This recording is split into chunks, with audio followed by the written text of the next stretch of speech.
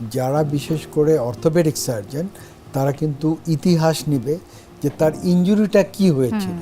এবং ইনজুরির পরে হাঁটু ফুলে গিয়েছিল কিনা বা ইনজুরির এই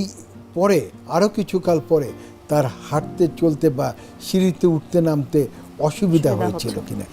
এটা একটা টিপিক্যাল হিস্ট্রি দিয়ে সে বুঝতে পারে। দ্বিতীয়ত তাকে এক্সামিনেশন করব, আমাদের কিছু হ্যান্ডের টেস্ট আছে, এক্সামিনেশন টেস্ট আছে, ড্রয়ার টেস্ট, ম্যাকমারি টেস্ট, এই সমস্ত টেস্ট করেও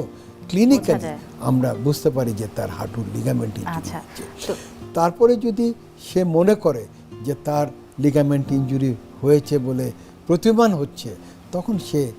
এমআরআই করবে এবং ক্লিনিক্যাল টেস্ট এবং এমআরআই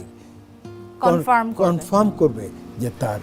এসিএল বা পিসিএল বা মেনিসকাস ছিঁড়ে গেছে।